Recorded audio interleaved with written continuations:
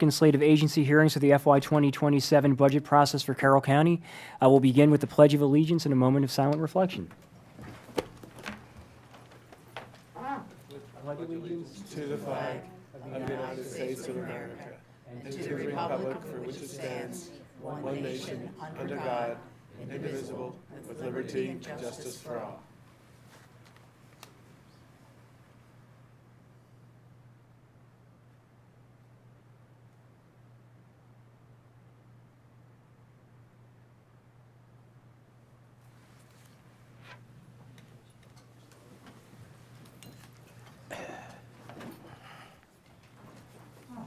Well, good morning, everybody. Just a brief reminder, these agency hearings include presentations made by departments, partner agencies, and other groups and organizations for additional funding requests for the FY 27 budget. As a reminder of respect and courtesy, we want to remain conscious of time. I gently remind that all presenters do their best to stay within their allotted times, as others are waiting to present at specific times, and we want to hear from everybody. And with that, we will begin. Up first, we have our friends from Carroll County Public Library.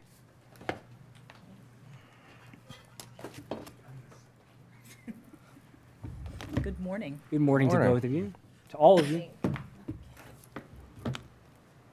there was one for you, which is insurance.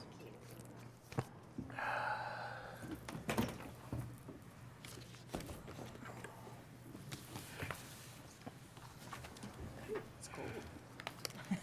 It's cold outside. Yeah. All right. Good morning, Commissioners. Good morning.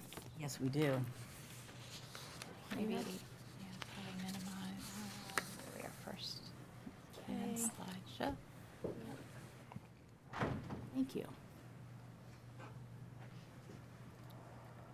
Okay. See if I can wrangle both of these at the same time. Good morning. Thank you for the opportunity to speak to you today about the library's budget. Glad to see the sunshine. I do wish it would warm up just a bit outside. I'm Andrea Bursler, the Executive Director for Carroll County Public Library, and with me we have Jill Edelin. Jill is our Director of Finance, and also Bob Coons, our Director of Operations, as well as Lisa Picker, our Communications Director, and Steve Wentz, who is our current Board Chair, and several other board members and staff and friends who are also here. And He made a face behind you. I'm not surprised at all. It's, That's why he sat back there, was it's just to on do you. that. It's on you. So I have heard you all say more than once that Carroll County Public Library is the best library in Maryland and one of the best in the country. It's a point of pride for us at CCPL. The partnerships we have developed and the support we have historically had from the county, added to our dedicated staff and community input, means that it's not just something nice to say. We believe it happens to be true. It's true in our circulation, in our programming, in the quality of service our staff gives the community, and it's true in the way that we have built a library system that is efficient, innovative, and deeply responsive to the people of Carroll County. But I want to be very plain here this morning.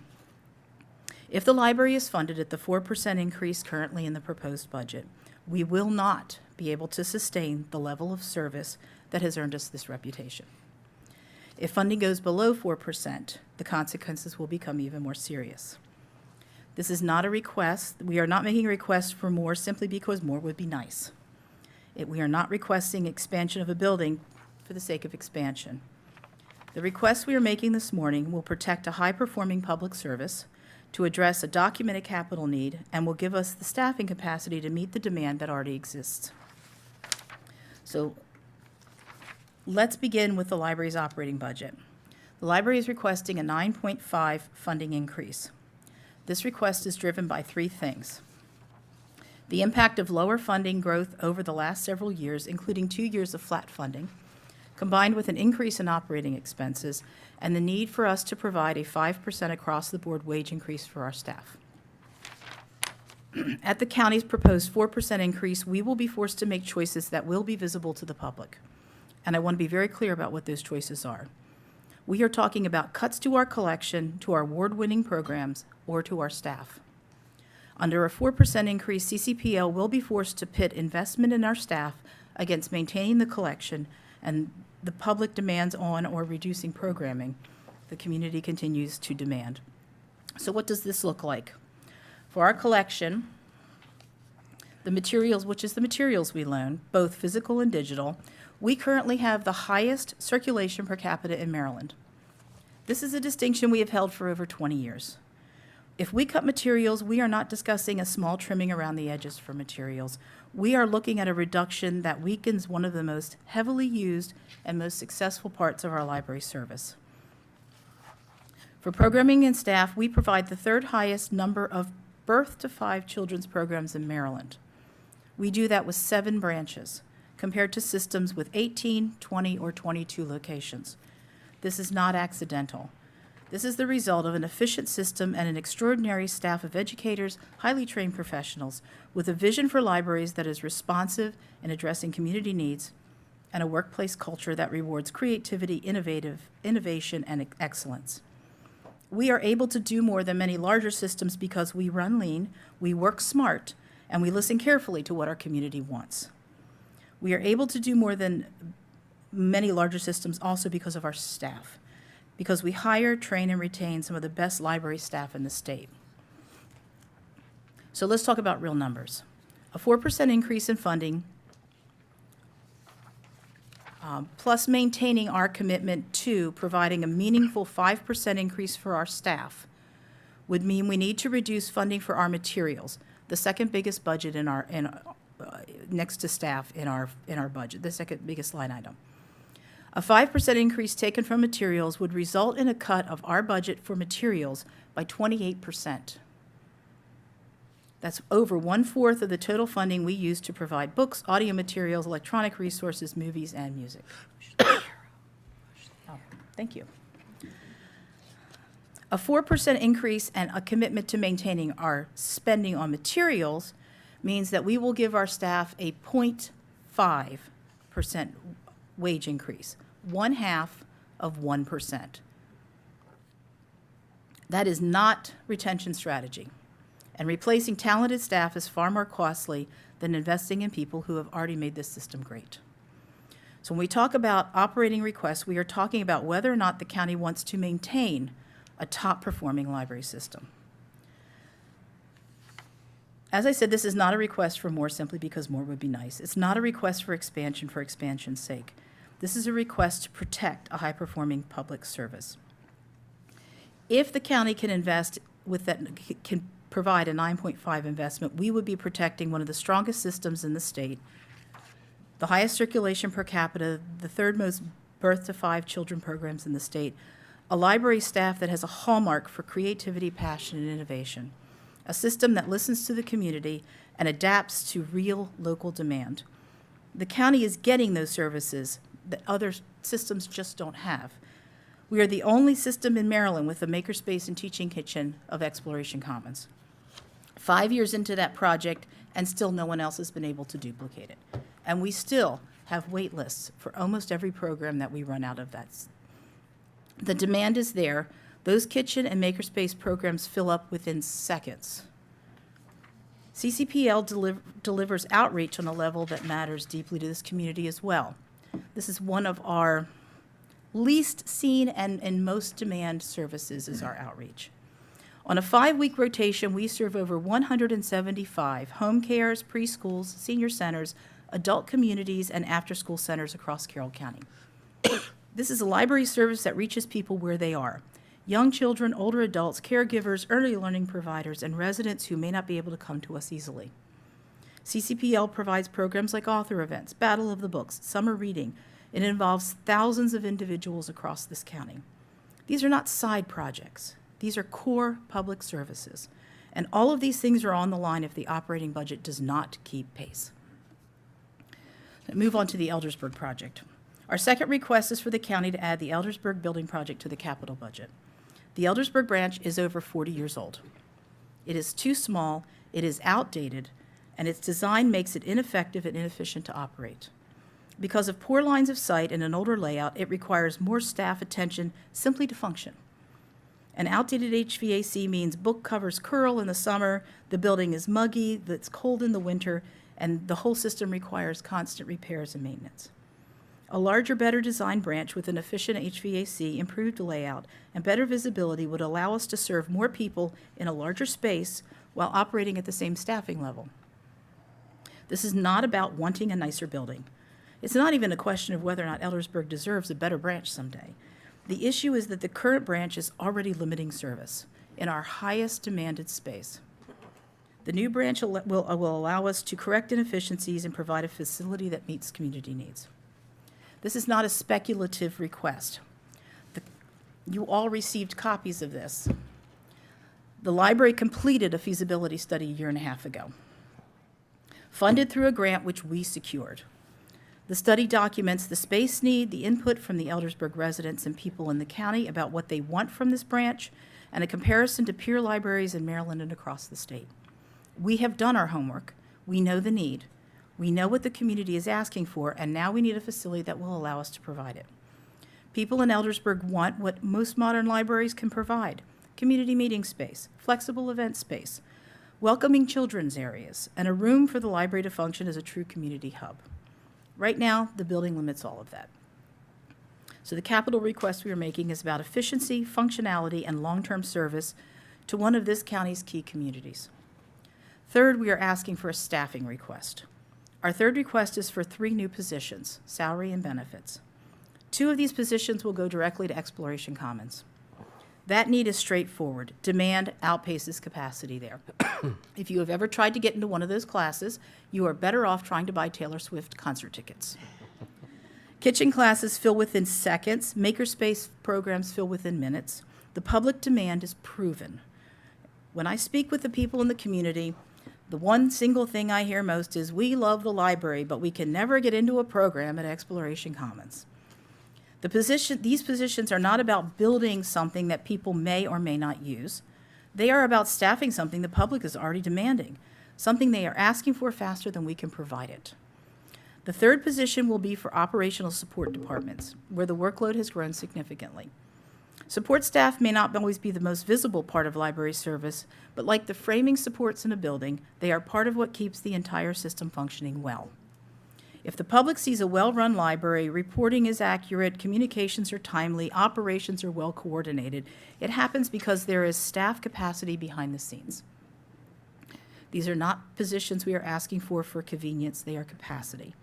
They will allow us to continue to deliver the level of service this county expects of us.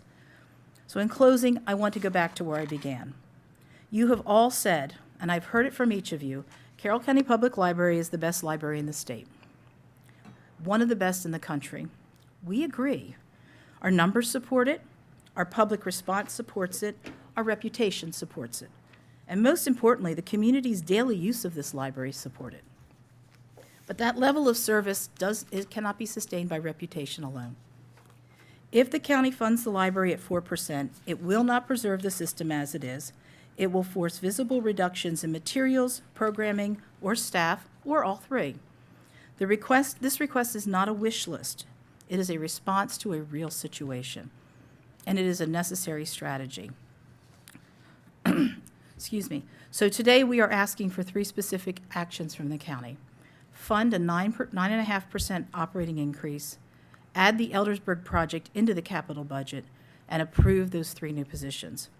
If Carroll County wants to keep claiming it has one of the best library systems in the state and the country, this is the moment we need to fund that standard. Thank you. Thank you. Thank you very much. Any questions or comments from the, One any question. questions or comments from the board? I just need a copy of the feasibility study. Okay. I wasn't here last year, and I don't, it's fine. And is the 3 positions included in the 9.5% or in addition? No, it's an addition. What's the value of that? To us, it would be $180,000, and then from your, to get the benefits packages, I think they estimated around 79. Yeah, because the benefit packages for the library come out of county HR. Okay, thank you. And again, Commissioners, all those numbers are in your package. Okay. So, and we did give you 3 handouts. They are a summary of the talking points that I've given you.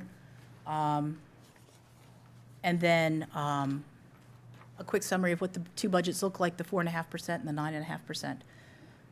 And then our statistics for the last fiscal year, which is the fiscal year '25, which is the last complete year we have statistics for. So you can see the amount of programming and collections, circulation, that sort of thing, that we're generating at our branches. Any other questions or comments from the board? Thank you very much. Thank you. Up next, we have our friends from Rec and Parks.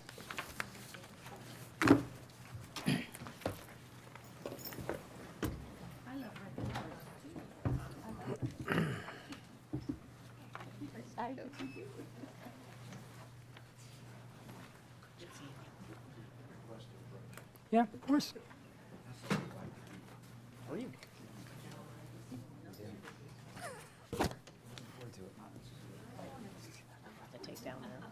Yeah, I'll check that down. Unless you want to leave it out.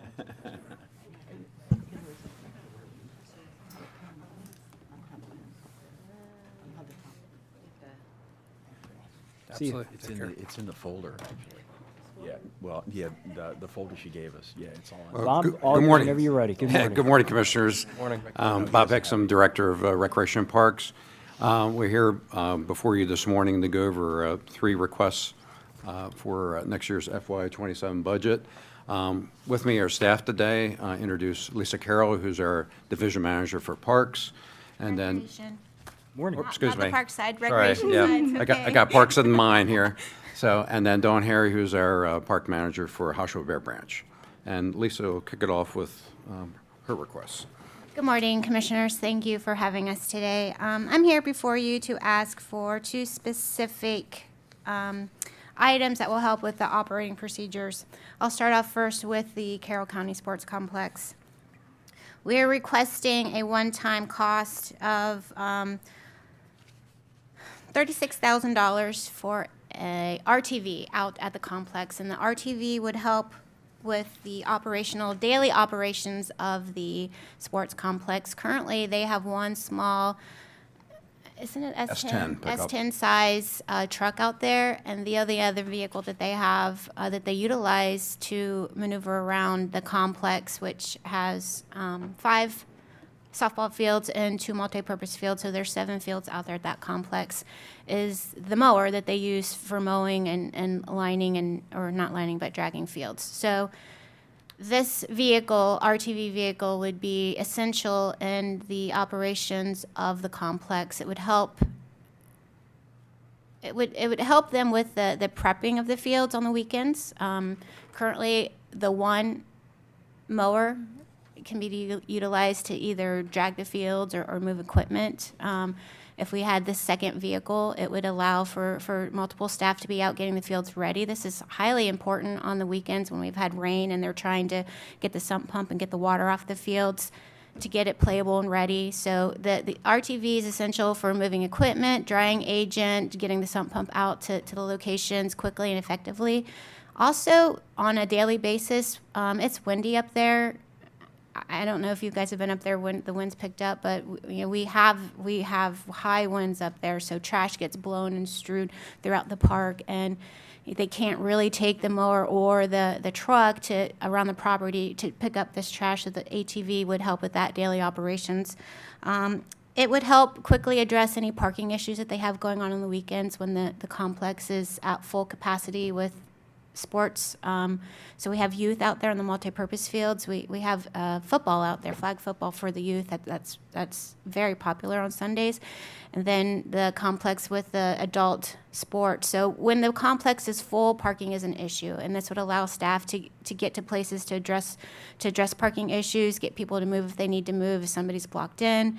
It'll also help a quick response if there's any emergency issue. And granted, we have not had, and I'm going to knock on wood, I don't know if this is real, we've not had a real emergency where we've had to get somebody there for first aid immediately, but we do deal and it's sad to say, on a regular basis with unsportsmanlike conduct between adult players, and staff need to get to a field quickly to help resolve these issues, and that would help. I will say that currently our complex manager out there utilizes her personal vehicle to maneuver the site when she needs to, and that's not effective use of her personal vehicle to do that. And then one of the things that happened, and we're very grateful that the community park staff have come under Recreation and Parks, moving the operations from facilities to Recreation and Parks. But along with that came the requirement for the sports complex to plow their own snow. And granted, the fields are not open year-round, but the staff are reporting, staff is on site, and staff need to be able to get to their office. And with that change came the requirement for their staff to open the park, allow vehicles to get back there. We do have people that walk their dogs in the wintertime. So that with the switch over, that requirement was placed on that staff, the park staff at the complex, and currently they do not have the ability to plow their own snow. So we have to wait until, and we're not priority, we're not open to the public, or the fields aren't open. So it's down the line when we have time to get to it. So this RTV would allow a plow to be attached to the front so that they could get the park ready, allow staff to get into their office and go about their daily work for the winter. Do you have any questions about that request before I move on to the second one? Please go ahead. Hearing none. All right, thank you. I'm going to move on to the Charles Carroll Community Center. We are requesting a gym divider for the full-size gym at the community center. The gym is a full-size gym. It's got bleachers that are able to be pushed in. It also has the ability to have 2 short-sided practice spaces. So there's a total of 6 goals basketball nets in there. And a lot of the times we have one team in there that, they may start their practice where they're doing warm-ups, they're running suicides, but then it comes down to after their warm-up, they've done, 10 laps around the gym, what have you. They're only utilizing half of the space because they're working on play. So, they're working at the top of the key, half court down. This gym divider would allow us to have multiple groups in at the same time. And this is vitally important during the winter months. I know you guys are all familiar with the struggle that we have for fields. The struggle is just as great for gym space. We are coming up on the, in the fall will be the end of our tax credit that we have at the North Carroll High School, the Pantherplex. So right now, North Carroll Recreation Council has the ability to utilize that space with that tax credit. Once that tax credit goes away, they will need to pay to continue to utilize that space. They have started using the Charles Carroll Community Center. We also have seen Springdale Prep, so the New Windsor Middle School, when that got turned over. When that first started, we had a great joint use agreement with Johnny Graham. When he left and another administrator took over, we lost that use of facility. And then when COVID hit, they blocked it 100%. So we are now faced with West Carroll having issues of having gym space. They too, as well, have been using the Charles Carroll Community Center. In addition to those 2 rec councils, we have Westminster Area Rec Council and Central Carroll Recreation Council that utilize that space, in addition to the Charles Carroll Community Center Programs Rec Council themselves. So we have 6 rec councils that's utilizing that space, and that gym divider would allow us to have more of those youth programs going on at a time. One of the things that I just want to share, like Charles Carroll has a really strong toddler program. The little kids. We can't have the little kids in there doing a basketball program when we have a school age or a middle school team going on. But that gym divider would allow those spaces to be utilized, efficiently, and it certainly would help. And we estimated the cost for that to be about $150,000, one-time cost for that gym divider to be installed. Any questions about that? So is this room divider like the old school kind of like fold up like an accordion, like you would see in an old gymnasium from, So we're looking for 30 not the years old ago? school, we're looking for a little bit of an upgrade. So we're looking for one that would be lowered and raised from the ceiling, so it would come up and down. lower, all right, that's interesting. That is very interesting. Thank you. And if there's no other question, I'll give it to Dawn Harry. I'll talk about the generator for the Bear Branch Nature Center. Please go ahead. Good morning, Commissioners. Thank you for making the time this morning. So I am here today to ask for a one-time purchase with some ongoing costs for a generator for a Bear Branch Nature Center. In 2022 and 2023, we experienced 2 significant storms in Carroll County, and that led to extended power outages at the Nature Center. This, of course, being summertime, happened while we were conducting summer camps, which means with no power to the Nature Center, no restrooms, we cannot safely have children in the building. We had to cancel those programs and tell all the kiddos that unfortunately summer camp is canceled for the week. There are some other impacts of power loss at the Nature Center to be considered. We do have several animal ambassadors at the Nature Center that the public very much enjoys. There are aquariums, there are chillers for trout, there are heat lamps for several of these animals, and when the power goes out, then we need to look for alternatives to make sure that all of those systems are running correctly for the welfare of those animals. The Nature Center is closed to the public for the duration, too. So it's not just our summer camp kids, it's not just our programming and our revenue, it's also the service that we provide to the public is not being offered during that time.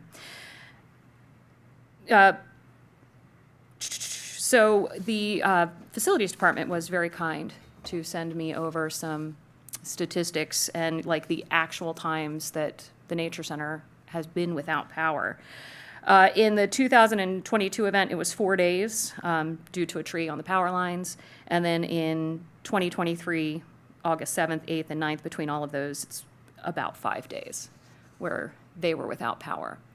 When we don't have power, I will give it to my staff completely. They do everything in their power to make sure that those animals are taken care of. We have found generators to run our freezers, refrigerators.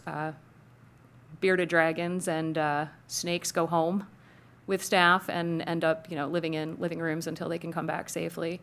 But it does mean a lot of staff time too, making sure the generators we do have running to run freezers, that they're coming in, making sure that there's still fuel in those, making sure that the building is still secure while we're doing that.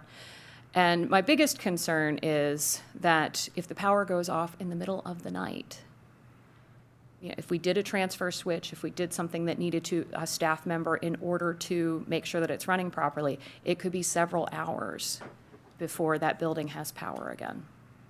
So that is one of my main concerns as well. Or in significant events like this, the 2023 storm was the one that took down the power lines on 140. Several of my staff members couldn't even get in. So it took a while for anybody to be able to get there to assess the situation or get any sort of power running to vital things like freezers, bubblers, chillers, and filtration. The cost, again, facilities has been fantastic in helping with prepare for today. The one-time cost would be $200,000 to install. Due to the energy needs of the Nature Center, it is a 3-phase building, so it is a little bit of complicated, and then ongoing costs for fuel in the subsequent years. So the 200,000 is for the cost of the generator plus the installation combined. Okay.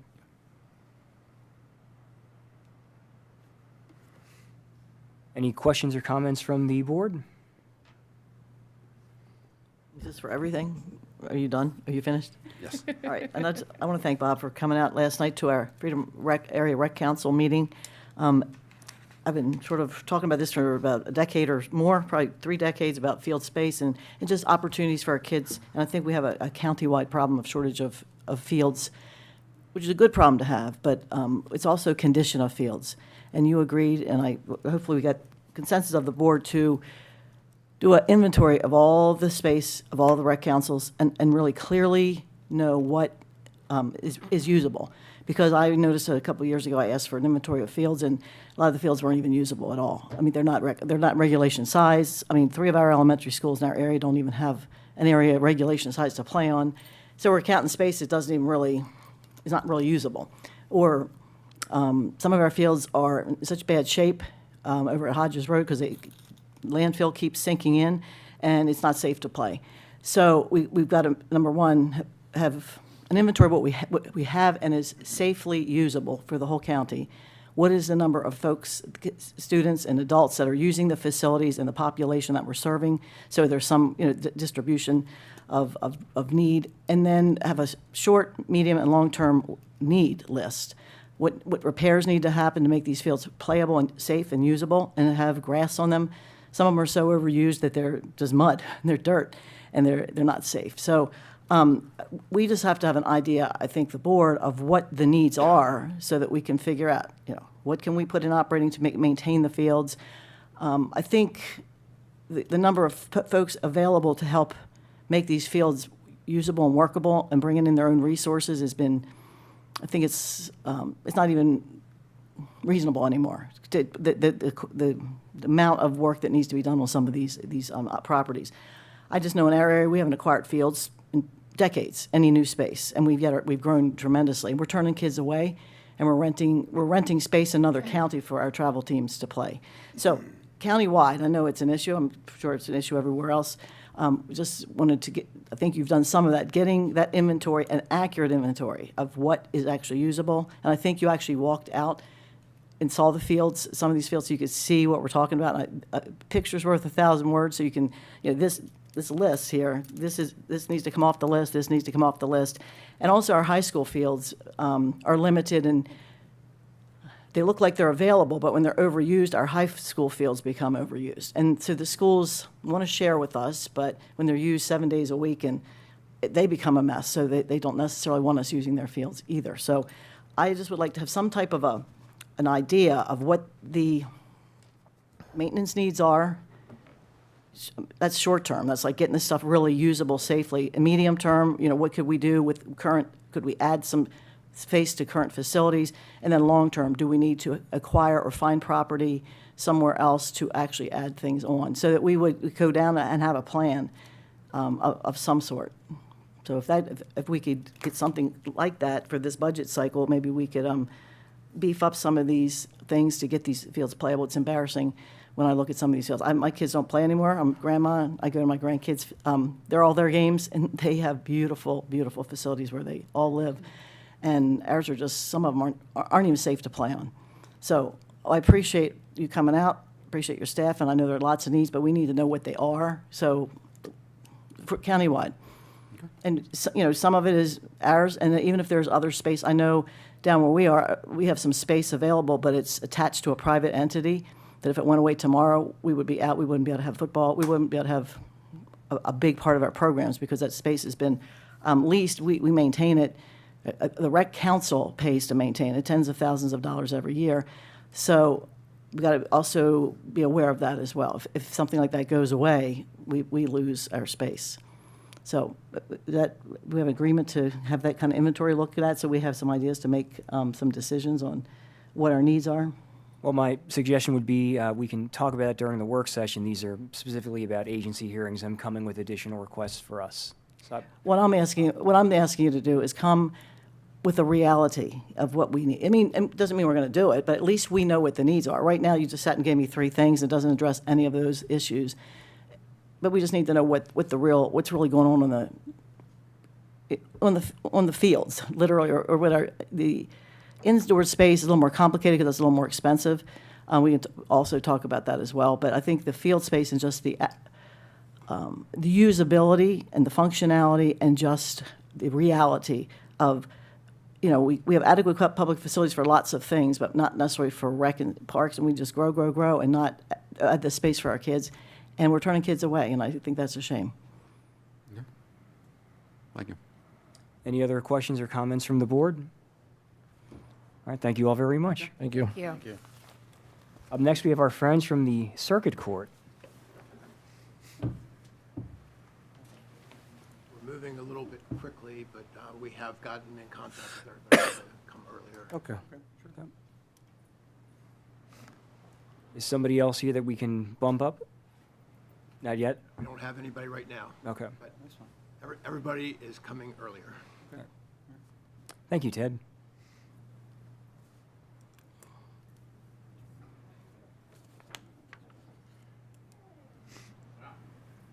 Taking me ahead of Skip. Are we up? Yes, sir. Sir. Morning. Morning. Morning, Your Honor. How are you? Good to see you, Judge. Good to see you as well. Thanks for putting us on the agenda. Thanks for coming in a couple minutes early. Yeah, okay. So, of course, one of the responsibilities of being the administrative judge is ensuring the safety of the public and the safety of the courthouse. I don't have to tell you about the increase in attacks against judges around the country and around the state, and particularly in the wake of what happened with the murder of Judge Wilkinson in 2023 in Washington County, and that has focused the judiciary on improving security throughout the state. District courts, the appellate courts fall under the fiscal responsibility of state government, but circuit courts are funded by the counties, as you know, and I'm here this morning to ask for your approval for funding for 3 additional part-time bailiffs and 1 full-time bailiff to provide security for our courthouse in relation to House Bill 492. That bill will require that beginning 2027, courts have at least 1 security officer in most courtrooms handling criminal, family, and juvenile matters, and 2 officers for any proceeding involving incarcerated individuals or someone who is potentially going to be incarcerated. And by 2029, essentially, that expands to all proceedings. As I think you know, in Carroll County, we use a combination of bailiffs and county and sheriff's deputies to provide security. And really, we're very fortunate relative to other counties in terms of the coverage that we've been able to have in our courtrooms. We have 4 circuit court judges and 2 magistrates. So at any given time, we have potentially 6 courtrooms running, in addition to the orphans court, which operates on Mondays and Tuesdays. So that is 6 courtrooms and sometimes 7 courtrooms that need coverage. There are 6 posts that each bailiff, that the bailiffs need to manage or maintain. We currently have 28 bailiffs, 4 full-time and 24 part-time bailiffs. So some of the bailiffs are needed at the posts, other bailiffs are needed in the courtroom to work along with the sheriff's deputies. Other bailiffs' duties include providing, well, we have what's called a jury bailiff. So when we have jury trials, those juries are managed by a jury bailiff. The jury bailiff is responsible for escorting the jury to and from the courtroom when needed, making sure that the jury is sequestered when the jury is required to be sequestered. So sheriff's deputies perform certain duties, and bailiffs provide other duties. We have found it more helpful. It's helpful to have some full-time bailiffs, but it's probably more helpful to have part-time bailiffs. A lot of our bailiffs, most of our bailiffs really are retired law enforcement officers who, by providing part-time coverage, allows us to kind of spread their services throughout the courthouse over a given week, because they don't all want to work on a certain day. And it's all well and good to have a full-time bailiff, but that bailiff is going to be stationed in a certain place at a certain time in the courthouse. So we have, I have this morning for you what I hope is a modest request for approval to meet the requirements of this funding. To a certain extent, it's going to be a mandate, I'm sure, from the state that's going to fall to the counties to fund circuit courts. You don't have to worry about the district court again because the district court is funded by state government. But circuit courts, as you know, rely on county government for funding for all manner of services. And so I've discussed this at length with, I know my deputy court administrator, Allison Jones, is here, and my court administrator, and our chief of bailiff security, Tom Gu. And this plan is one that we believe will maximize the use of police officers, law enforcement officers to provide security for the courthouse. So I'm happy to entertain any questions that you might have. What's the ask? The ask, Make sure we're in agreement. pardon? I want to make sure, maybe we have it somewhere, but I thought it was in the briefing paper. that's included, that his asking for is included in that? Each one Yeah. of these has numbers attached to them. Okay. in your packet. 219, 580 for fiscal year 27, That's for the two part-time, one full-time. right.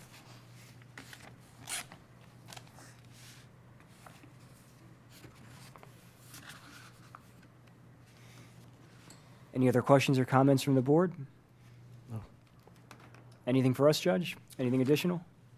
I would mention to you that I'm going to ask to come back either before you in public session or maybe in closed session to talk about some additional funding for two projects that we will need. One is underway, at least the planning stages are underway, to upgrade one of our jury courtrooms, and the other has to do with the space that's going to be available in the courthouse when the state's attorney's office vacates, when their building is done, sometime probably in 2027. So there was already funding approved for that, that aspect of the building. That was some time ago, 2016, I want to say. That funding was reallocated to courtroom 6, but I'm going to need some additional funding to complete that project as well as the space available in the annex. So just putting that on your radar, and perhaps we can get back on the agenda either in open or closed session and talk about those things. So, We'll certainly make that happen, Judge. Absolutely. all right. Appreciate Any other questions for me? Thank you very much. Okay. Thank you. Thank you. Have a good day. You And you as well. You have Youth Service Bureau here. You want to take them? Okay. We'll have our friends from the Youth Service Bureau jump ahead in line, and we'll get to them. Thank you, Ted.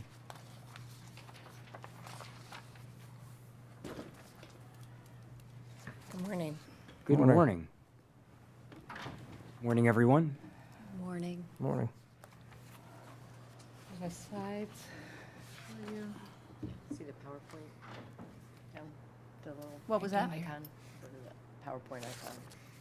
There, Oh, beautiful. and then you know how to start from the beginning, right? Yep. Hey, so good morning. Morning. Again, I've met all of you. I'm Lisa Garoff. I'm the Executive Director at the Carroll County Youth Service Bureau, and today I've been joined by two of my team members, Charlene Gomes, our Grants Manager, and Andy Lucchini, our Director of Fundraising, Marketing, and Communications. First, I want to thank you all for your steadfast support of the Youth Service Bureau and for your continued investment in the many vital nonprofits that we have here in Carroll County. We are seeking partnership today to help address two unforeseen funding needs that are essential to our operations for upcoming fiscal year. As you know, our focus this year has been on maintaining our core programs and expanding services to the families in the county who need us the most. However, the Youth Service Bureau is a significant local employer. Our outcomes are a direct result of our dedicated staff, 76% of whom are Carroll County residents, and we take great pride in our exceptionally high retention rate of both our clinical staff and our administrative staff. Our clinical staff has over 8 years of average tenure with us, and many of our master's level interns actually choose to spend their entire careers with us. And this is a vital need that continues to support our workforce that's brought us here today. Today, we are requesting a one-time investment of $225,000. This amount will provide funding for two very distinct categories of need: an unprecedented spike in our health insurance costs and a mandatory hardware incompatibility that threatens both our operational efficiencies and the services we provide to the children, families, and adults throughout Carroll County. Our first request addresses the crushing increase we faced in employee health care costs over the past 5 years. The Youth Service Bureau has experienced a 100% increase in our expenses. Our average salaries at CCYSB are comparably lower than surrounding jurisdictions, and for our licensed therapists who are actually in private practice in the county. Fringe costs at the Service Bureau are high due to very competitive benefits package that we provide so that we can retain our staff and hire good staff. Our health insurance alone is over 48% of our personnel salary costs. We believe taking care of our staff is synonymous with taking care of our clients. However, we no longer have the operating capital to absorb these high spikes. We're already exploring cost-saving programs for the upcoming fiscal year to reduce these costs to the agency long-term, including looking at a self-funded insurance model. Today, we're asking for support specifically for this year's 30% increase in just our health care costs for our employees, providing the necessary breathing room for us to transition to a more sustainable model without disrupting our workforce. Our second request is for the purchase of 58 new laptops and docking stations. While CCYSB maintains a strategic IT replacement plan, we've been hit with an accelerated timeline. Our current hardware will no longer support the mandatory upgrade to Windows 11, which becomes an operating requirement to us by October of '26. This turnover is happening faster than our budget allows, but it presents a vital opportunity. By transitioning from outdated desktops to laptops, we are equipping our staff for the more modern landscape of behavioral health. This mobility is essential for providing telehealth and in-home services and to allow our administrative teams the flexibility to work remotely as it necessitates as our programs are expanding and we're actually out of physical space in our offices. Now, I do have some encouraging news to share with you. I'm proud to report that despite significant changes in the funding landscape, our agency has maintained 100% of our programming. When we faced the loss of funding of our Connecting Youth program, a local Carroll County business owner recognized the crisis and stepped up and donated $150,000 for us to be able to maintain that program through FY27. This allows us to keep serving those vulnerable youth without interruption while we continue to look for a long-term solution to maintain that program. In addition to maintaining our current program, we are looking toward a pivotal year.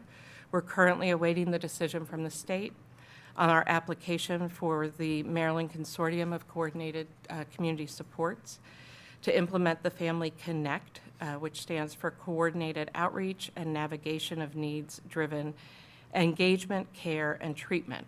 That Connect program will provide in-home, long-term, wraparound, and intensive case management services to the CCPS students and their families who need us the most. Beyond that, we're preparing a strategic application to SAMHSA, planning funds to establish CCYSB as a certified community behavioral health clinic, or a CCBHC, here in the county. This federal designation would provide a new level of stability and innovation for us here in Carroll County. So this one-time support of $225,000 that we're requesting from you today is the bridge that keeps our expert team in place, our technology current, so we can reach these milestones. Thank you for your continued partnership, and I'm happy to answer any questions. Any comments or questions from the board? Well, first and foremost, I've been a longtime supporter, long before having this job, of what you all do, which is exceptional in the community. You mentioned the insurance gap. Yeah. Out of curiosity, though, you're looking at 100,000 there. As we all know, insurance has a tendency to rise every year. What do you foresee as next year being? What's your thoughts on that? So we've actually, in the past 5 years, had a 100% increase in our insurance premiums that we've absorbed every year. We are actually, probably by next week, we'll have an RFP out for a new health broker to look at cost-effective ways to manage that, including probably a self-insured plan. So October 1 is our turnover time. Our goal is to have a better plan in place that still meets the needs of our staff, but that we can contain the costs a lot better. When you mentioned a few minutes ago, you said a suitable model for healthcare. Is that what you were referencing specifically, or? For our health insurance side, yes. Okay. You also mentioned are you looking to go to self-insured? Is that what the plan is? That's one of our, that we are first looking for a new broker. Okay. Because with this broker, we've gotten ongoing increases without a lot of explanation or any control over it. So we have an RFP that we'll be releasing to look at, first a new broker, to look at what we do have, and then look at options to contain it. But one that we're very interested in is a self. I mean, I would assume, which that can be dangerous, but either your HR director, or I know you have a board member who's in the insurance industry and quite an expert in that. I know you guys are a small but mighty organization, and I don't say that to be smart, but I would be a little reticent not to mention. I think I would try to stay away from self-insured. Okay. If you talk, I mean, I'm sure your HR director's probably already mentioned this, and I'm sure your board member, if you've spoken to them. But given the size of you all, I would think if you've got less than 100 to 200 employees, you get hit with one major issue, and you're going to be sunk. So what we've looked at is there's an insurance piece, so that we would be responsible for the first X number. And then for those higher claims, actually, we would have an insurance plan that would cover those. We also have been speaking with the ARC, who moved a couple years ago to a self-insured plan, and actually significantly reduced their costs related to that. So we spoke briefly with their broker, who talked about the ways in which they were able to do that. Gotcha. So, yeah, so it's one of the options. Okay. I was just curious. And do have some local other nonprofits who have Sure. had success Absolutely. with that, with small numbers. So I mean, if you went that route, do you think you'd be looking at like an excess stop loss coverage? But those can get rather expensive. So that would be the due diligence over the next couple of months with Okay. a new broker that we would be doing. Okay, and I was just curious, because I'd hate to see you all get yourselves in a fiscal situation, and then on top of that, I understand that you're asking for one-time funding, but this could be the same situation next year, or if you all were to be, say, hit with a large insurance claim and you're self-insured, then you've got that gap to cover as well. Yeah, we've had 100%. I don't know that we can get worse than 100% over 5 years, so. I don't know, I would never make that statement, but yeah, I'm with you, I understand. Yeah, we're trying to manage it as best we can with the hopefulness that, we can get this under control. No, I appreciate the information. A couple questions along the same line. How many employees do you have? We have 70, And they're all full-time? about 65 that are full-time. So how many are insured, health insurance? A little over 60%, I think, of our employees are insured through our plan. And do you offer any kind of incentive to be on someone else's policy if a spouse has a policy? So we actually do the reverse. We cover our employees, and then if the spouse has a plan that they can be on, we actually incentivize them to stay on that plan, so that we don't, because the bigger That's what I cost meant. is if we take the spouse and the kids in. That's what I was- Yeah, so we actually do the reverse of encouraging adults to have their own plans through their employers if at all Oh, possible. that's what I meant. Yep. I said it backwards. Yeah. No, that's a huge increase. And you said over 48% of employee wages, 48% is their health Of the insurance? Of our salary line is their benefits, because our salaries are so low, we cover up to about 93% of the health benefit cost, so that we're not passing it on to our staff. Sometimes it's hard to attract people that don't have the high health needs because they don't feel like getting the benefit out of it, but Right. that's okay. If you apply for the SAMHSA grant, what would that do for you? So, are you familiar? The designation, I'm sorry. Yeah, are you designation. familiar with the CCBHC model? So Maryland is in the process, and legislature is holding MDH to applying for Maryland to be a CCBHC state.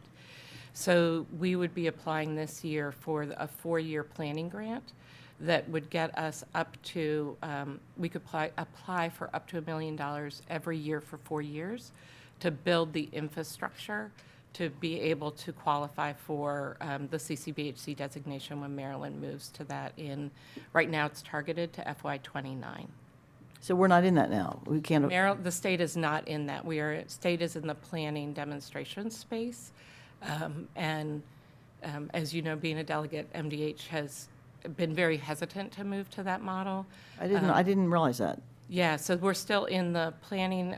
Maryland was supposed to move to that model in this January in FY '26, or in January of '26, and they were not prepared.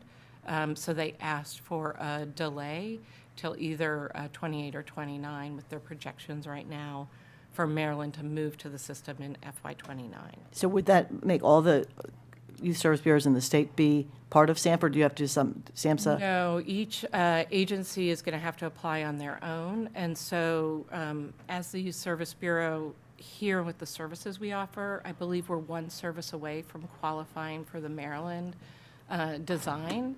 So we would be adding one more service program over the next 4 years and moving to a better infrastructure to support the design of full implementation of And the what is that CCBHC. service?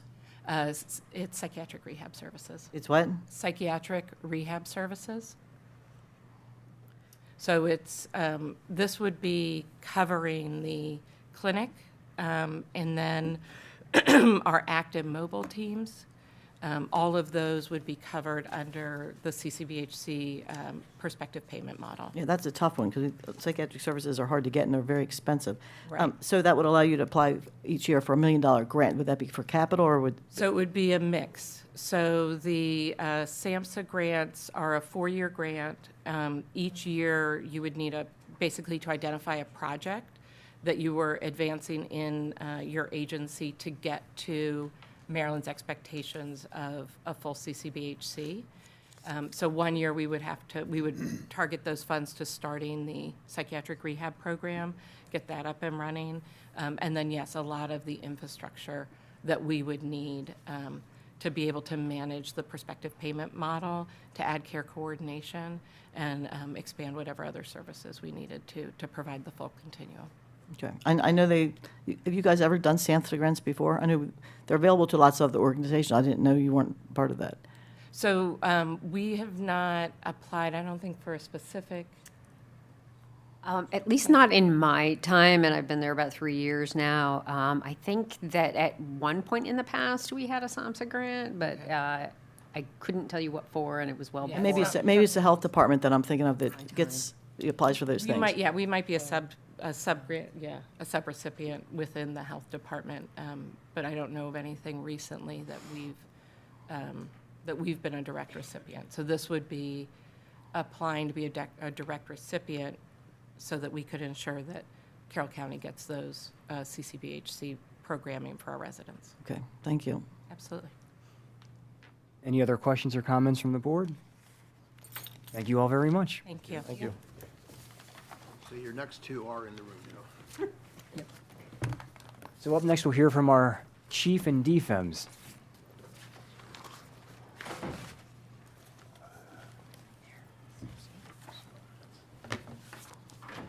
Chief Robinson, good to see you again so soon. Yes, good morning. Good morning. Let me just find my slides.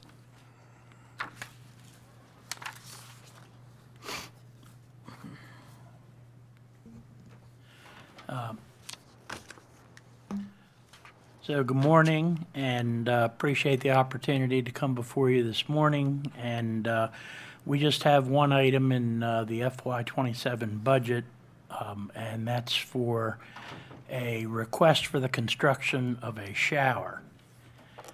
So specifically, this would be for a single shower stall to be installed into the Battalion Chief Shift Commander's office. Just as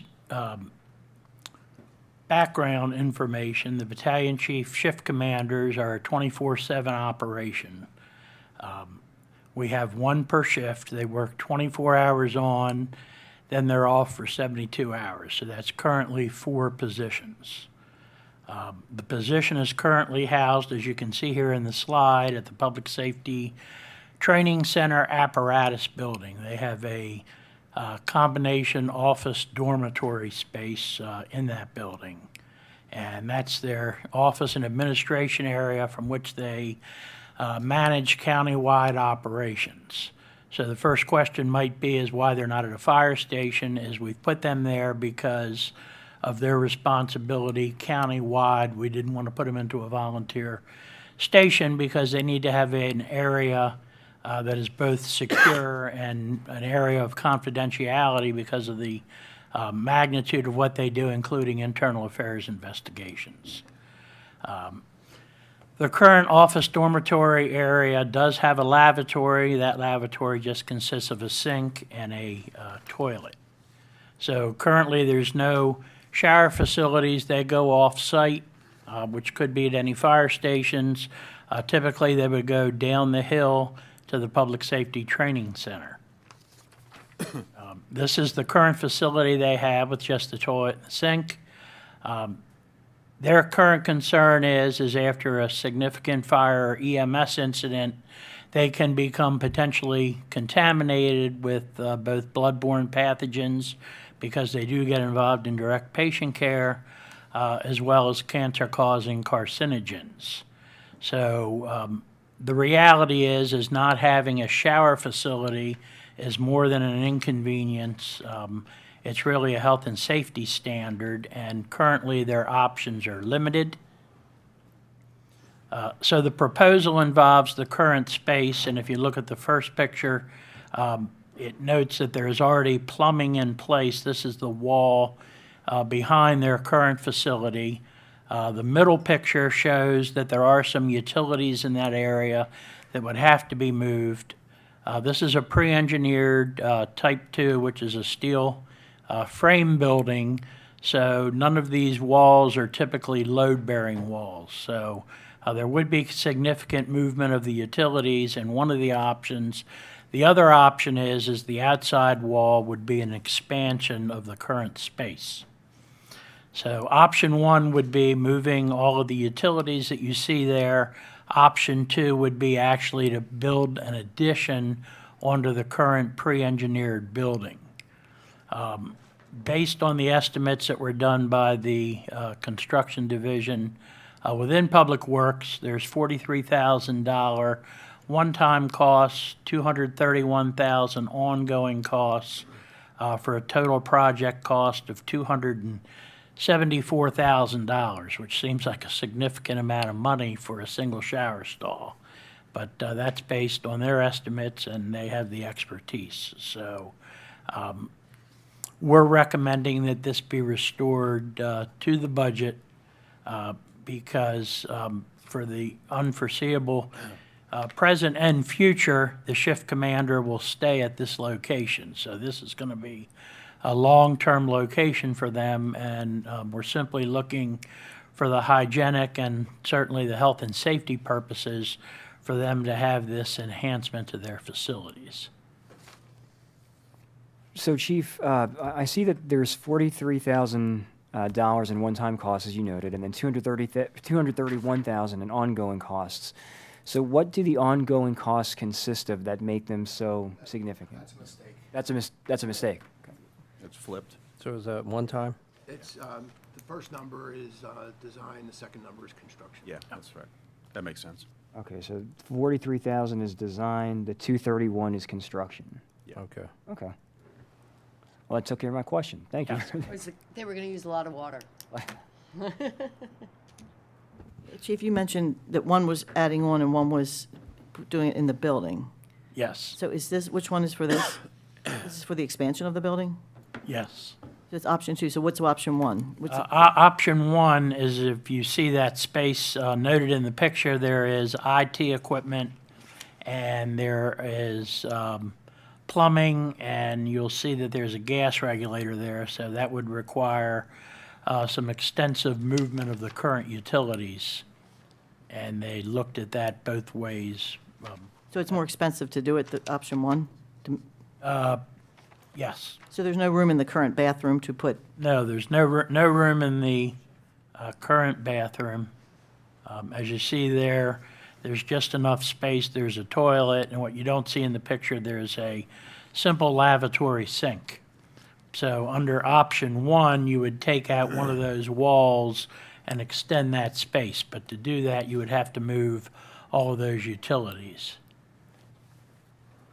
So their estimate was based on using option 2, that they would extend the structure and add the lavatory shower combination in that other area.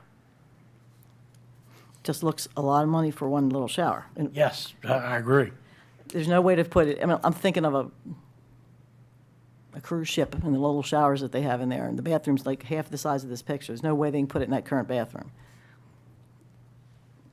I'd have to defer that to the construction. I'm just asking, it just Yes, seems. yes, and our intent initially, when we requested the project, was, that was what we would do, is that somewhere in the corner of that room, and the construction division went in there, they did their estimating based on standards for a commercial-grade bathroom.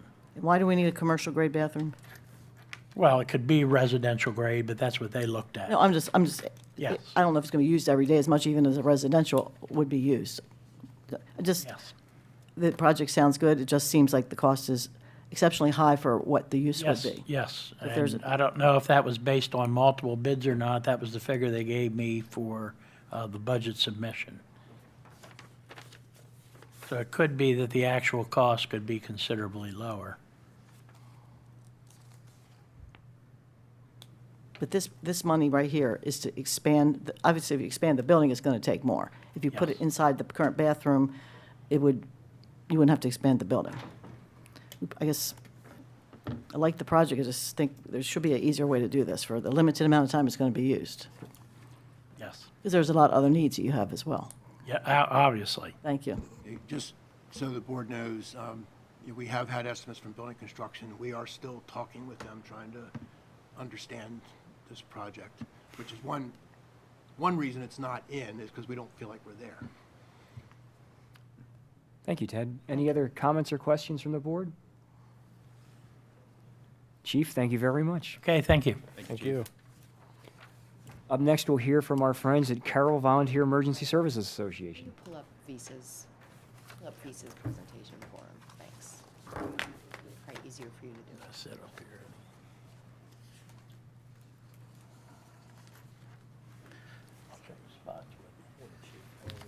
Just thought that would help you out. It will help me out a great deal. Good morning. Good morning. Thank Morning. you, thank you for having me here this morning to discuss the budget allocation that's being recommended by the budget area for CC Visa. CC Visa, basically, I don't know how ultimately everyone is familiar with it, is the representative body for the 14 individual fire and rescue departments, and it helps to coordinate and consolidate the budgetary process and some operational concerns. My name's Joe Dennis. I'm the chairman of the budget committee for CC Visa. Annually, CC Visa prepares a consolidated line item budget request after a review with each company, with each company's representatives, and starting this year with the director, the chief, to go through each individual company's budget to look at what the nature of the expenditures are, any, what we would consider capital investments, things of that nature, to determine the reasonability of those requests, and to look forward to where we need to get to in the future, some of the concerns that we have. The budget requests represent purely the operational costs of the department. When I say operational costs, that does not include any fundraising at all. It is purely to operate the apparatus and the section of the building that's dedicated to the volunteers and DFEM's employees. Again, the volunteers are there. They provide a significant amount of staffing to supplement the existing DFEM's fire rescue staffing at the stations. The requests are based upon, like I said, operational expenses, which are primarily the product of apparatus and facility repair and maintenance, interest on debt, and the firefighting rescue and rescue tool replacement that has to occur on an ongoing basis. In 2025, the apparatus dispatches, now that includes things like ladder trucks, tankers, rescue squads, pumpers, was the number of unit responses was approximately 20,000 units. And these units require annual maintenance costs, one of which is the DOT inspection that has to occur on an annual basis. But they also, because these units have a 20-year lifespan, of course, there are going to be repairs. Things like the ladder trucks, sometimes the ladders have to be repaired, or pump maintenance, motors, things of that nature. For 2027, the apparatus and facility repair and maintenance budget constituted 46% of the requests that we're making in the current year. These are estimates, but they are based upon what has occurred in prior years, based upon just the wear and tear on the apparatus. Interest constituted about 10% of the request. That interest is based upon apparatus, purchase of apparatus, and facilities. Some of those facilities, that 10% represented the interest cost on the operational side of those facilities, not the fundraising side. We've made it very clear to the member companies that anything that concerns fundraising, things like direct mailing, social halls, carnival grounds, anything that concerns fundraising is not supposed to be in this budget. We put that, we developed guidelines, and we've made that very clear. The remaining requests that we reviewed with the director and the companies regard rescue equipment replacement, facility costs, training, IT costs, and just general operating costs, things like janitorial, cleaning supplies, things of that nature.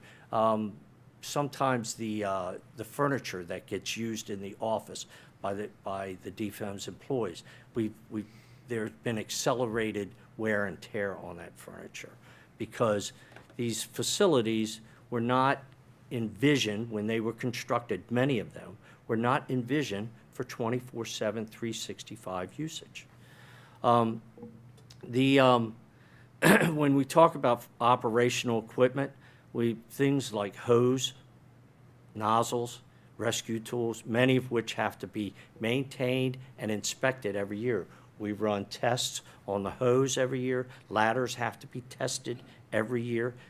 We bring in the companies are brought in to conduct analysis on that to make sure that we're meeting the safety standards that are required under the NFPA guidelines. And the NFPA guidelines, they are guidelines, but they are highly recommended for the fire service to maintain. The departments right now if you looked at the asset base that's provided in the context of apparatus and facilities, their value constitutes approximately $275 million.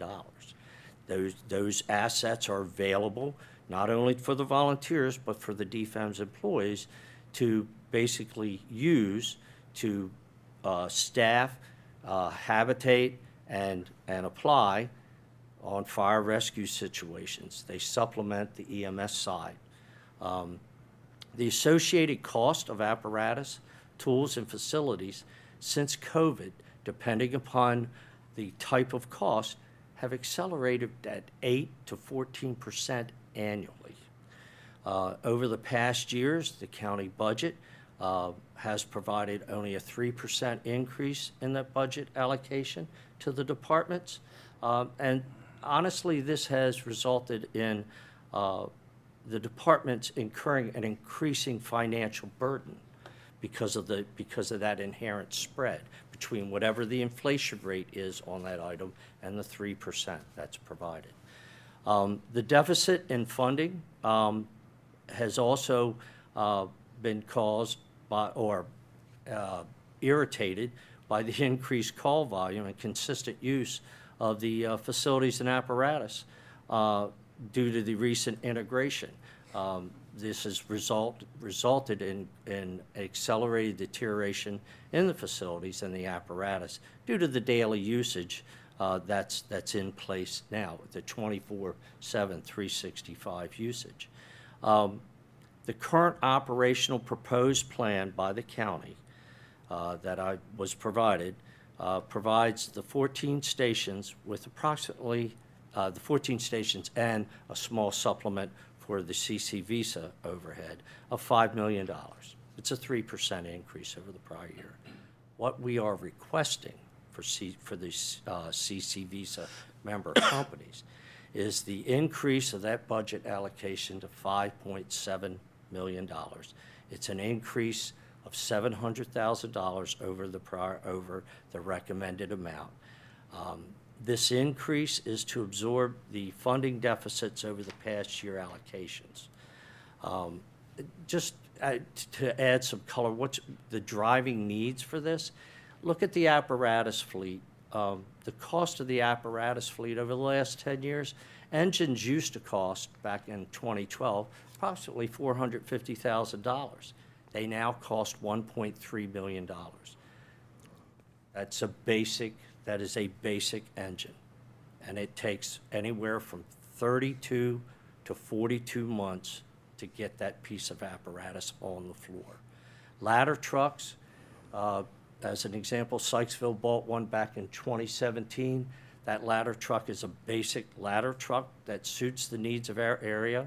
It was cost $1 million back in 2017. A new ladder truck, conservatively, will now cost over $2 million. In addition, the cost of repair and maintenance has risen in lockstep with the cost of that apparatus. Hose, nozzles, electronics, rescue tools have risen at the same pace, and that is compounded by the impact of tariff costs. As an example, the basic standard, the gold standard for hose, it comes out of Canada, and they hit us with a tariff for that. And when I say the gold standard, there are other types of hose manufacturers, but because of the way they flow water, their flexibility and their utility, that would be the better standard of hose to use on the apparatus in the county. Facility costs due to the 24/7, 365 staffing, furniture wear and tear, cleaning, janitorial supplies, like I indicated. Environmental and safety costs, things like exhaust evacuation out of the buildings. They all have escalated a great deal. The wear and tear on the facilities, as I mentioned, was not configured. The facilities were not configured, constructed, or envisioned with full-time staffing. That was when they were constructed. If you look at some of the facilities that exist in, say, Tawnytown or Manchester, They're smaller buildings. They weren't envisioned with even the size of apparatus that we have in today's fire service.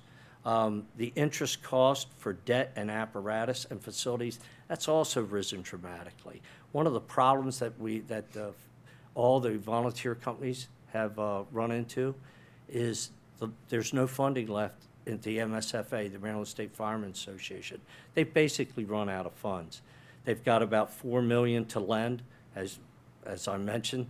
That's about 3 pumpers. That's it. And there are a lot of volunteer stations in the state that's competing for that. And it doesn't look like the state's going to renew or increase or provide for funding for the MSFA going in the future. That means that instead of getting 1.5% loans for 20 years, you have to go the commercial route, anywhere from 7 to 6.5% for 10 years. The cash flow impact on the volunteer companies is dramatic.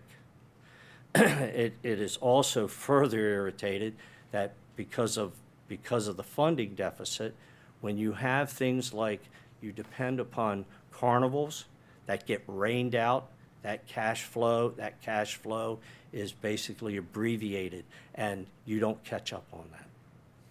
It's sort of like a one-time charge. You're not going to make it up. Just to give you an idea on the some insight on the budget process, this current year, we encompassed a revised process to provide, we're trying to provide the county and the county taxpayers with greater understanding of the operational needs and the challenges that we're facing from the volunteer corporations.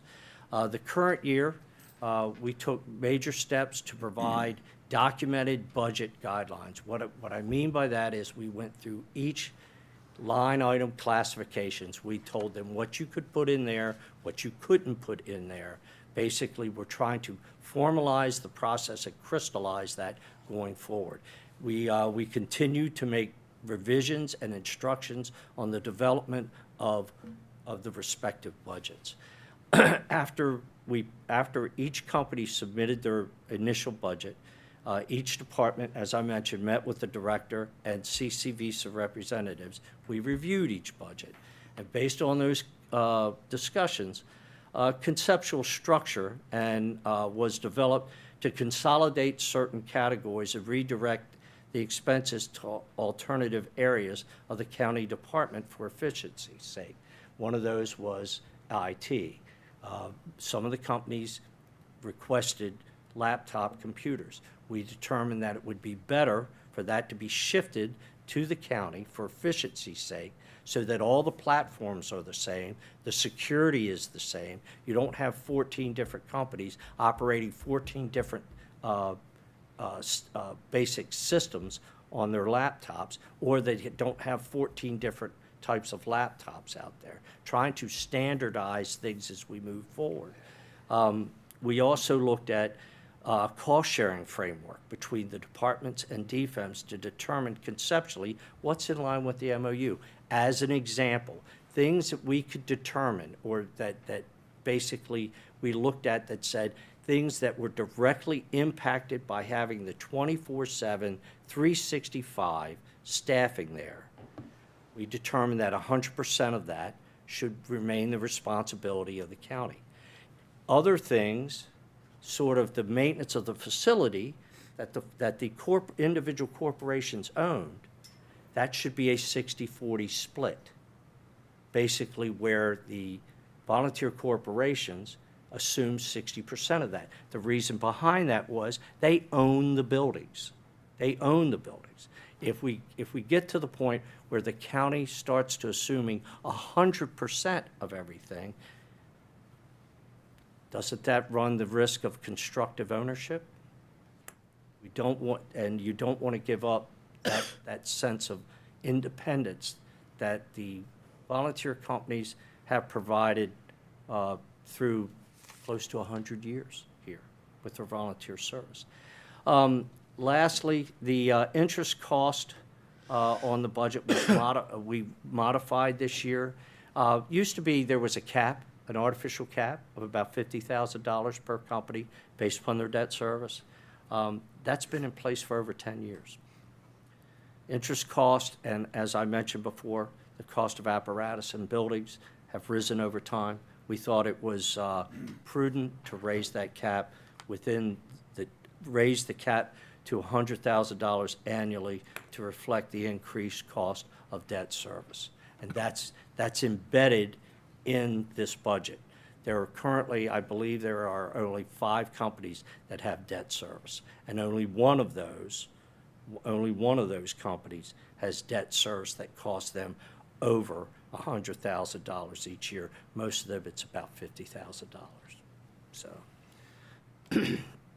for the future, and I want to address this because there was some questions that I've received in the past.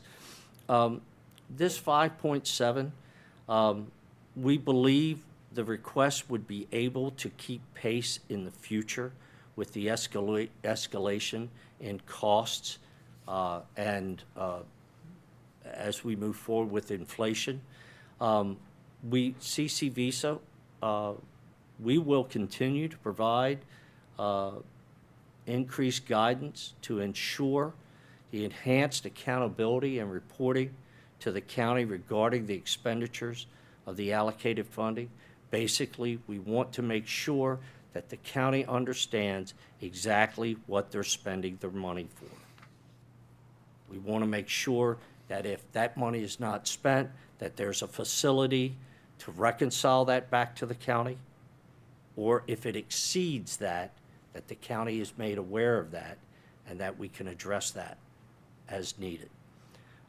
Budget line item will continue to be enhanced as necessary, and the determination or the guidance of the impact, as I said, on those specific line item expenses, we'll make sure that there's good, strict accountability regarding that. Questions, concerns, fire away. Comments or questions from the board?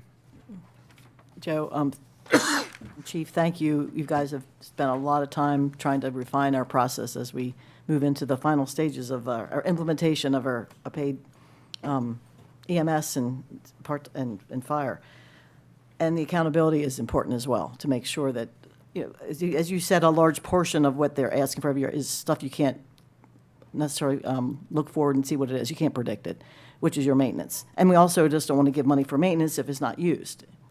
So I think what you've done with the accountability and allowances, and then asking how you split it up, and everybody's doing it the same. So it's not 14 companies doing it different ways.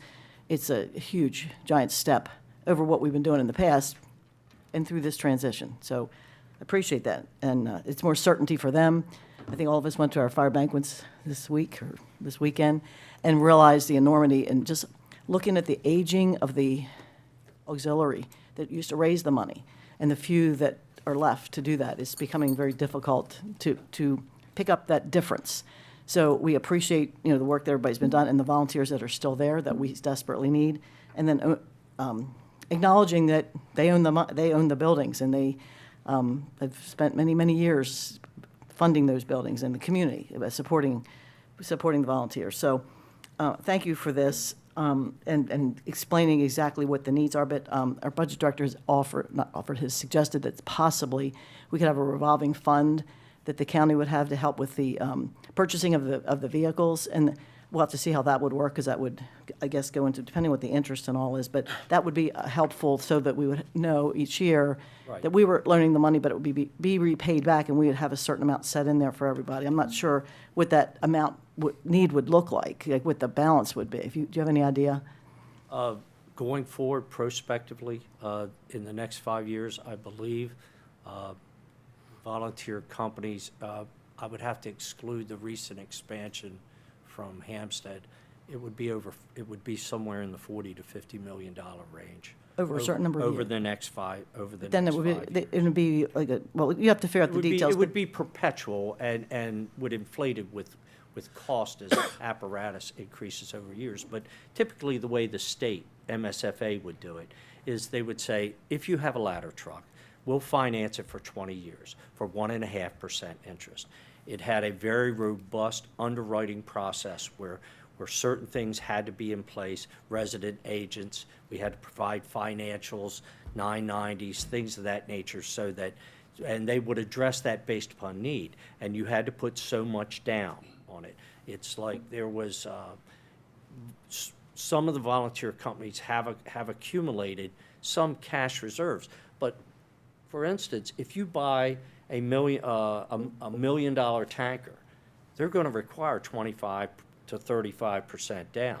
With that cash reserve, we have to withdraw it out of our funds. Some of the cash reserves that the volunteer companies have been able to build are in anticipation of making those purchases prospectively or meeting the strict underwriting standards that are in place by the state of Maryland. So you have to put that money down. The cash reserves, I also want to make mention that if your carnivals go south because you get 3 days of rain, you're not going to recover that. That cyclical nature is the padding that needs to be in place because there are certain operational, not certain operational, there are certain costs that have to be absorbed by the companies. That 60-40 split would have to be taken care of. For instance, if your roof goes bad, you know, some of these stations are fairly large, or your HVAC systems age and they need to be replaced. You know, the volunteer companies under our proposal would take on 60% of that cost, where for the operational side of the building.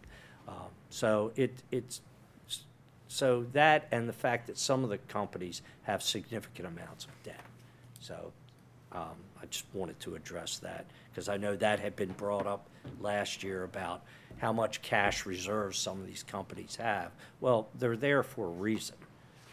Prudent business management would say that you keep cash reserves on hand. We did take the step, Visa did take the step of pulling the IRS 990s. We looked at their balance sheet, we looked at their debt load, and we looked at that in conjunction with what they're going to have to purchase prospectively.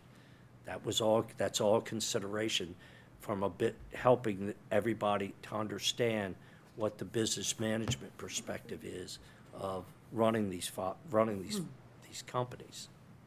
So. No, I thank you, and giving your background, you're a perfect person to have led this effort. Thank you for your financial expertise.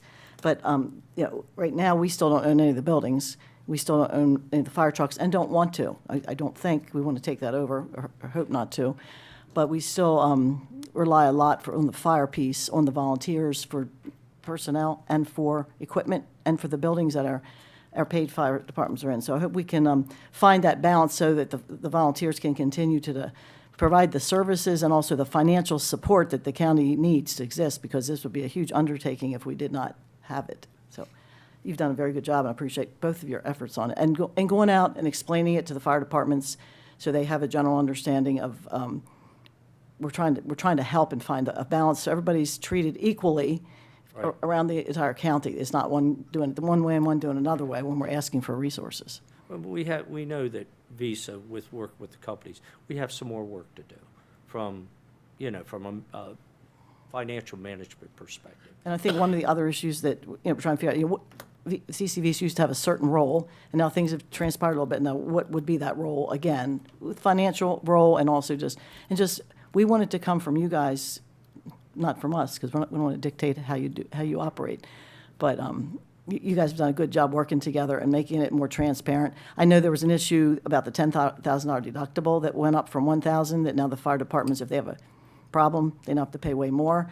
It was explained to me why that occurred. We're trying to bring those deductibles down. But it didn't happen because the county chose it. It happened because of claims, and just as happening nationwide. So just explaining that back to the fire companies, because if a paid person is riding your fire truck that you guys have paid for, and they have an accident or have a claim on it, why should the volunteers have to pay now a $9,000 difference? So working those little kinks out are important, and you're working on that, and I really appreciate that. Chief, you have anything? Yes. No, we do support the increases. One of the biggest challenges that we're seeing, and we're now tracking all the maintenance in concert with the companies, is because of the time it's taking to procure new apparatus. Basically, it's a 5-year plan, and we're finding that the NFPA recommendations of a 20-year service life, we're now having to extend that service life into 25 years and even beyond. So these increases reflect the potential increase in maintenance costs that we're seeing. The other issue, and I will concur with the CC Visa, is we looked at the daily wear and tear. We have stations, 3 of them where we have 6 people per shift, 24 hours a day. So that's 24 people sharing facilities in a single building with the volunteers. So we haven't yet, under the MOU, we talk about maintenance. We do not have a specific plan yet, but we believe that increasing, based on what Joe and I have worked on for probably the last 6 months, is a reasonable amount. Beyond, and we understand the county's 3%, but looking at all the dynamics that are out there, including the tariffs, now we're into some sort of an energy crisis that could become protracted. Those are the costs. The other thing is, where possible, we've consolidated things. So one of the things is the purchase of IT. Rather than a company go to an Amazon or a Best Buy and buy a laptop, we now propose that we'll buy that through IT with a considerable cost savings in that line item. The fire equipment, we already provide the personal protective equipment for each company. We're now going to try to consolidate nozzles, what we call appliances, which are the things that move water, and wherever we could consolidate things under our umbrella.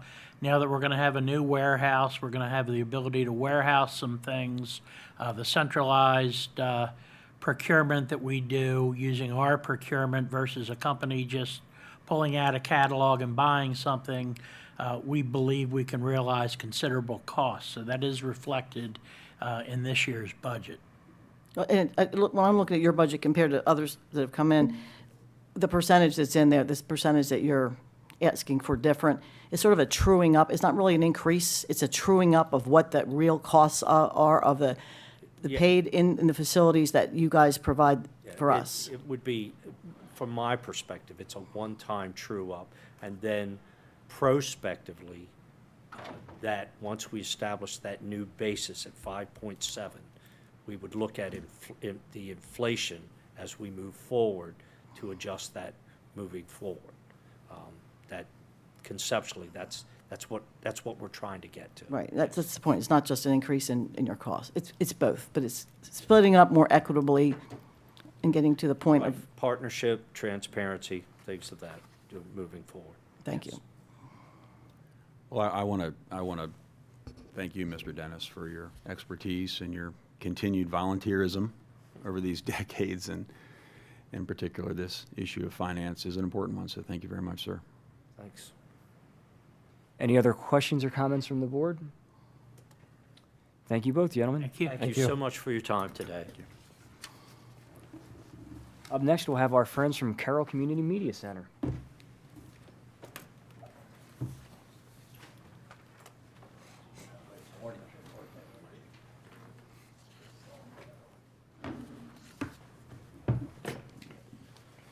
Good morning to you both. Good morning. Good morning, Commissioners. I'm Richard Turner, and I serve as the Chief Executive Officer of the Community Media Center of Carroll County. And joining me today is Teresa Bethune, who is our CMC's Board Chair. Thank you, Richard, and thank you, Commissioners, for allowing us to talk to you. The first thing I wanted to start with is our vision at the CMC, and our vision is an engaged, informed, and inclusive community connected through accessible digital media. Our mission is to provide innovative digital technologies and content to inform, engage, and connect the many voices and interests of our communities.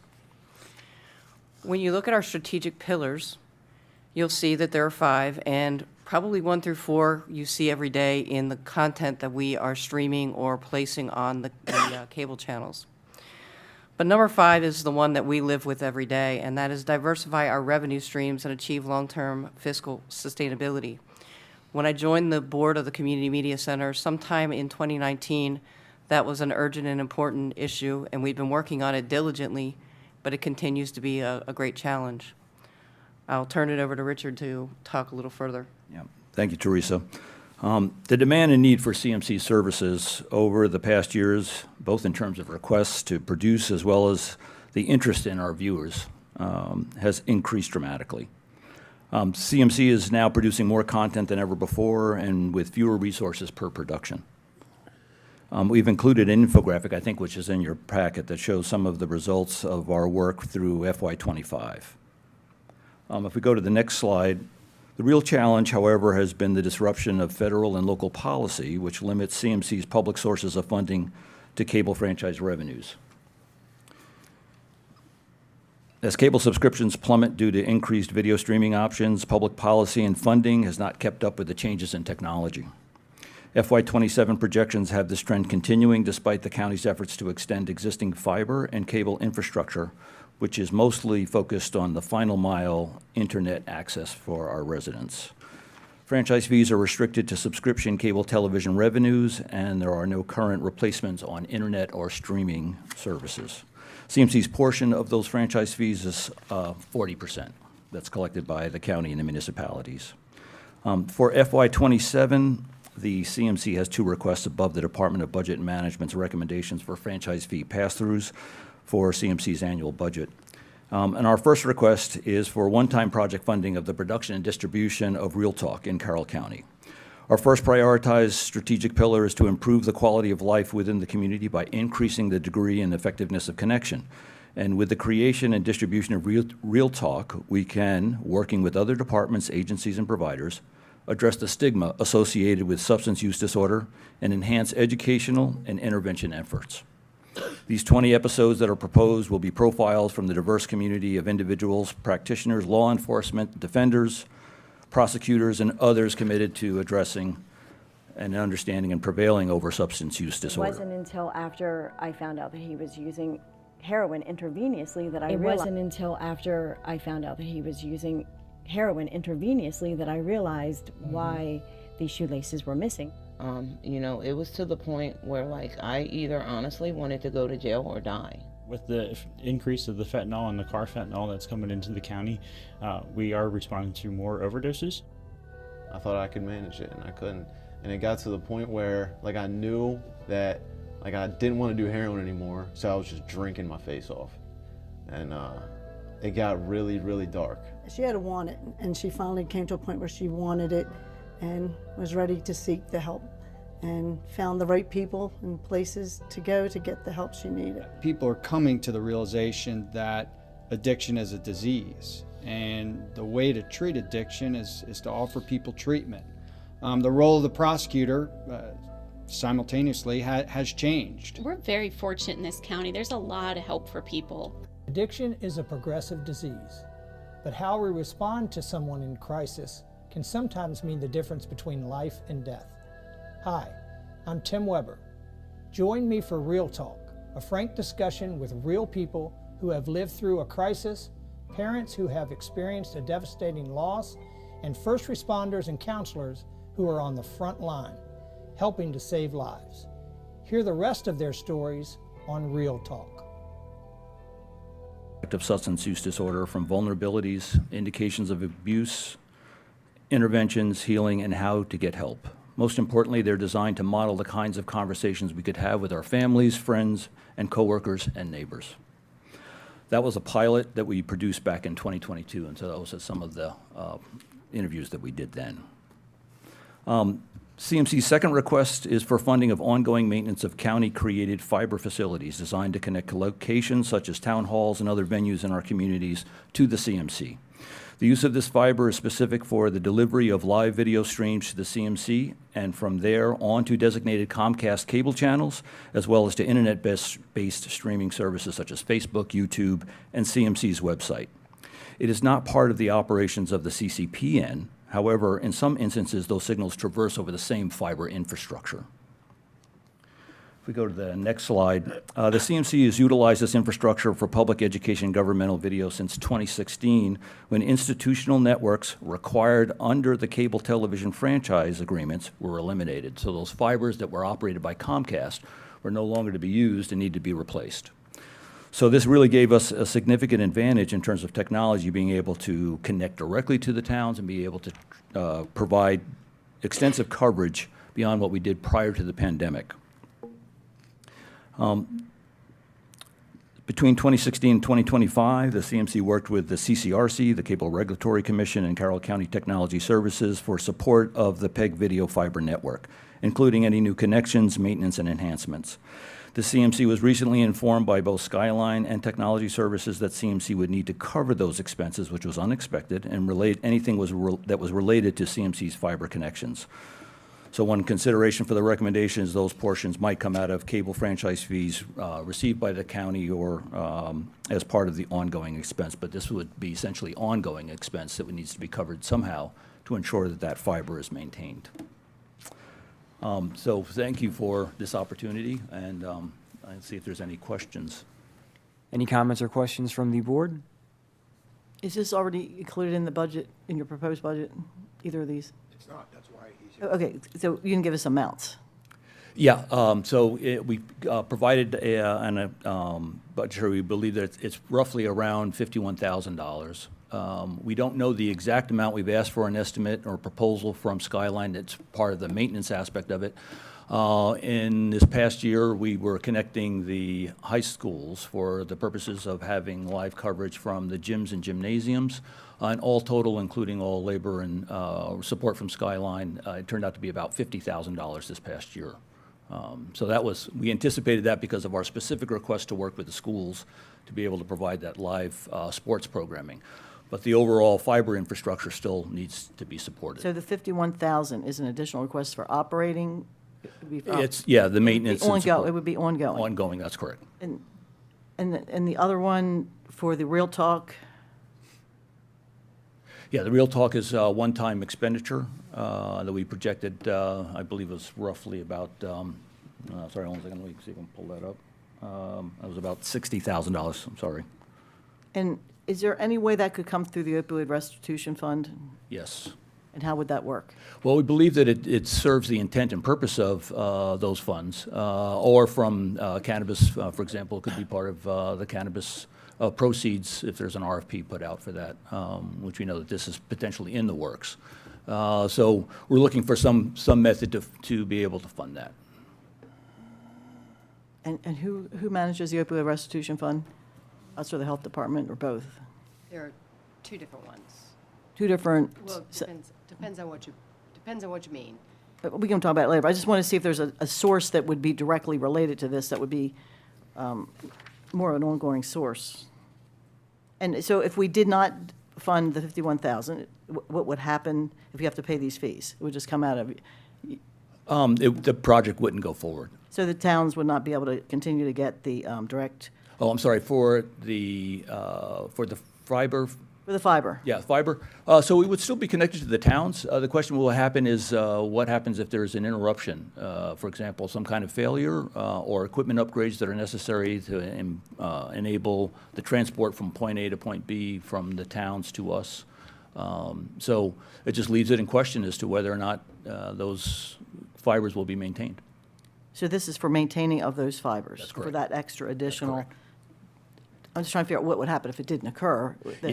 Yeah. If there were a failure, we wouldn't be able to continue providing services to that town because we wouldn't have the money in our budget, because as the glide path, or I call it used to be a glide path, but it's starting to kind of fall off a cliff with the franchise fees. Our budget will continue to be more constrained. We're looking for creative ways to increase those funds coming in from other sources, but we couldn't take a hit of that size to be able to make a repair, or I'll talk about upgrades. You know, the great thing about a grant-funded network is somebody pays to put it in, like what happened with the CCPN. But nobody wants to give you those operating funds to keep it operating well, and then people end up scrambling trying to find the money to keep the network operating properly. And that's the same situation we will be in, because we're being asked to bear the cost of the ongoing maintenance and repair of the portion of the fiber that we're using. and we have a very tiny budget. So is everyone in the county connected now that they can get access to these channels? Actually, not all sites are connected. Union Bridge is an island, is not currently connected. The fiber is not connected all the way through to Union Bridge. There are a couple other sites that have some pieces of equipment that haven't been procured or installed yet. So in the case of the town of Manchester, for example, they're looking to have the fibers installed, the edge devices installed, but the final equipment and connectivity has not occurred. There's a plan to make sure everyone is connected. Yes, that's the goal. Okay, that's good. Thank you. Any other comments or questions from the board? Thank you. Thank you both very much. All right, Thank thanks you. very much. Up next, we'll hear from Cooperative EXT Extension. I just wanted to make sure it wasn't an accurate, like it was EXT or something, and I was mispronouncing. Morning. Good morning.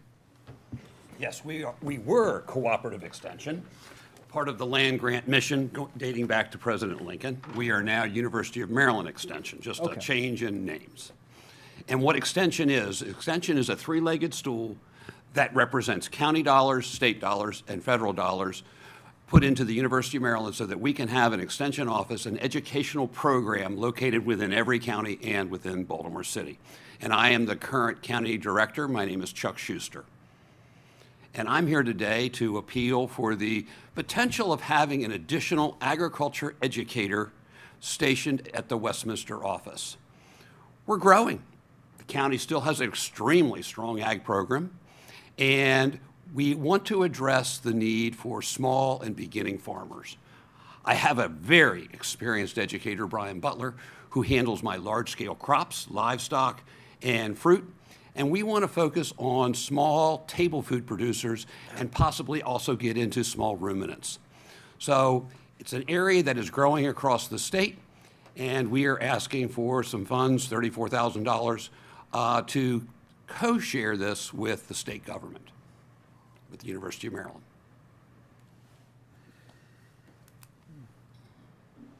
And is that a one-time cost or an ongoing cost? It's going to be an ongoing cost.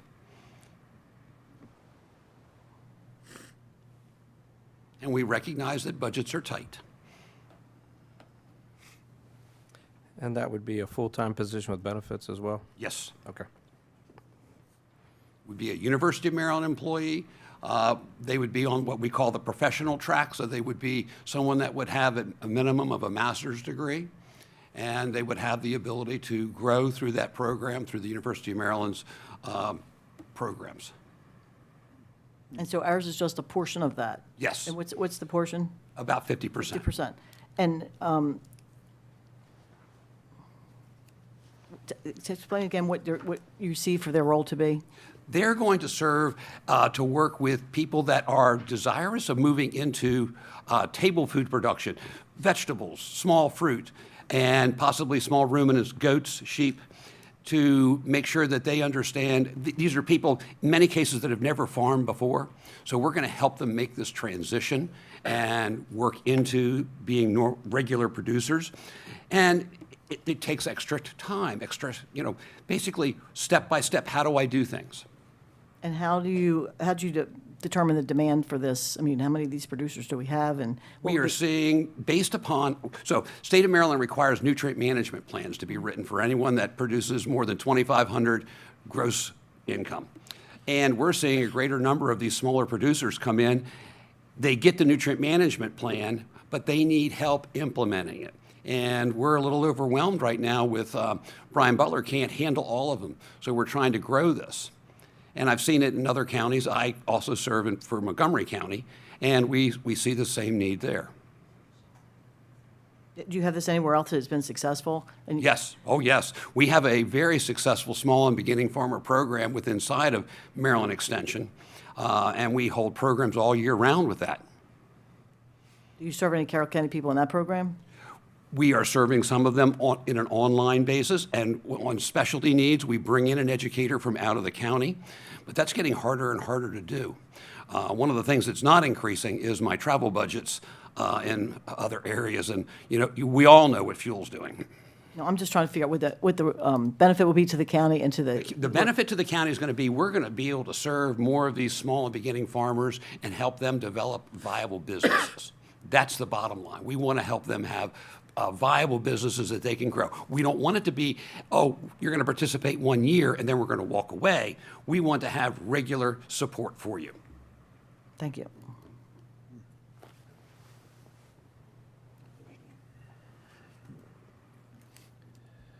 I actually served in this capacity for extension in Montgomery County for several decades.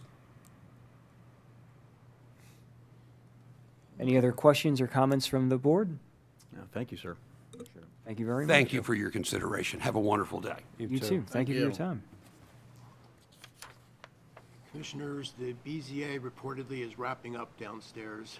And there's some work to get set up for your afternoon session, so I'm hopeful that we will be ready to go by 1 o'clock, but Okay. not totally in our hands. Well, I mean, if we have to, we can reconvene in here, can we? If we have to? We were just talking about that, and we could make that work. The downside is we won't have the big screen for you to be able to see everything. It should be done. Oh, and before I forget, I'm sorry, we need a motion to adjourn the agency hearing. So moved. Is there a second? Second. All those in favor? Aye. Aye.